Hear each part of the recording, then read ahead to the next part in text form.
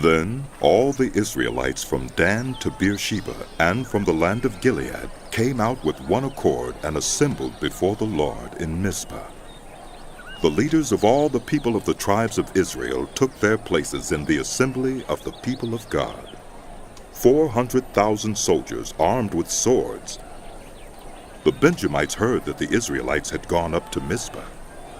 Then the Israelites said, "Tell us how this awful thing happened." So the Levite, the husband of the murdered woman, said, I and my concubine came to Gibeah in Benjamin to spend the night. During the night, the men of Gibeah came after me and surrounded the house, intending to kill me. They raped my concubine, and she died. I took my concubine, cut her into pieces, and sent one piece to each region of Israel's inheritance, because they committed this lewd and outrageous act in Israel. Now, all you Israelites, speak up and give your verdict. All the people rose with one accord, saying, "None of us will go home. No, not one of us will return to his house. But now this is what we'll do to Gibeah. We'll go up against it as the lot directs. We'll take 10 men out of every 100 from all the tribes of Israel, and 100 from 1,000, and 1,000 from 10,000 to get provisions for the army. Then, when the army arrives at Gibeah in Benjamin, it can give them what they deserve for this outrageous act done in Israel." So all the Israelites got together and united against the city with one accord. The tribes of Israel sent messengers throughout the tribe of Benjamin, saying, "What about this awful crime that was committed among you? Now turn those wicked men of Gibeah over to us, so that we may put them to death and purge the evil from Israel." But the Benjamites would not listen to their fellow Israelites. From their towns they came together at Gibeah to fight against the Israelites. At once the Benjamites mobilized 26,000 swordsmen from their towns, in addition to 700 able young men from those living in Gibeah. Among all these soldiers there were 700 who were left-handed, each of whom could sling a stone at a hair and not miss. Israel, apart from Benjamin, mustered 400,000 swordsmen, all of them fighting men. The Israelites went up to Bethel and inquired of God. They said, "Who of us is to go up first to fight against the Benjamites?" The Lord replied, "Judah shall go first." The next morning, the Israelites got up and pitched camp near Gibeah. The Israelites went out to fight the Benjamites and took up battle positions against them at Gibeah. The Benjamites came out of Gibeah and cut down 22,000 Israelites on the battlefield that day. But the Israelites encouraged one another and again took up their positions where they had stationed themselves the first day. The Israelites went up and wept before the Lord until evening, and they inquired of the Lord.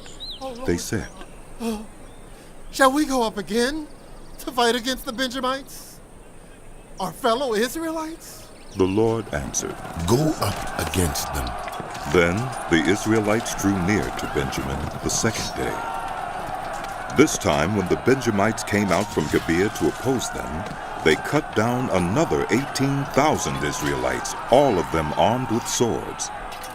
Then all the Israelites, the whole army, went up to Bethel, and there they sat weeping before the Lord.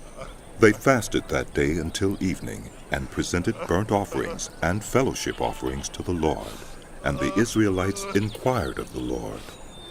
In those days the ark of the covenant of God was there, with Phinehas, son of Eleazar, the son of Aaron, ministering before it. They asked, "Shall we go up again to fight against the Benjamites, our fellow Israelites, or not?" The Lord responded, "Go, for tomorrow I will give them into your hands." Then Israel set an ambush around Gibeah. They went up against the Benjamites on the third day and took up positions against Gibeah as they had done before. The Benjamites came out to meet them and were drawn away from the city. They began to inflict casualties on the Israelites as before, so that about 30 of them fell in the open field and on the roads, the one leading to Bethel and the other to Gibeah, while the Benjamites were saying, "We are defeating them as before." The Israelites were saying, "Let's retreat. and draw them away from the city to the roads.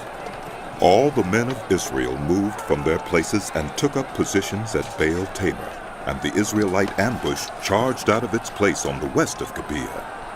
Then 10,000 of Israel's able young men made a frontal attack on Gibeah. The fighting was so heavy that the Benjamites did not realize how near disaster was. The Lord defeated Benjamin before Israel, and on that day the Israelites struck down 25,100 Benjamites, all armed with swords. Then the Benjamites saw that they were beaten.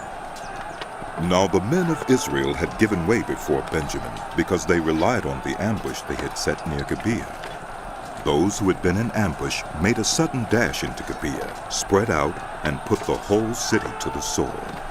The Israelites had arranged with the ambush that they should send up a great cloud of smoke from the city, and then the Israelites would turn in the battle. The Benjamites had begun to inflict casualties on the Israelites, about 30, and they said, "We are defeating them as in the first battle." But when the column of smoke began to rise from the city, the Benjamites turned and saw the smoke of the whole city going up into the sky. Then the Israelites turned on them, and the Benjamites were terrified because they realized that disaster had come on them. So they fled before the Israelites in the direction of the wilderness, but they could not escape the battle. And the Israelites who came out of the towns cut them down there. They surrounded the Benjamites, chased them, and easily overran them in the vicinity of Gibeah on the east. 18,000 Benjamites fell, all of them valiant fighters. As they turned and fled toward the wilderness to the rock of Rimmon, the Israelites cut down 5,000 men along the roads. They kept pressing after the Benjamites as far as Gidom and struck down 2,000 more. On that day, 25,000 Benjamite swordsmen fell, all of them valiant fighters. But 600 men turned and fled into the wilderness to the rock of Rimmon, where they stayed 4 months. The men of Israel went back to Benjamin and put all the towns to the sword, including the animals and everything else they found. All the towns they came across, they set on fire.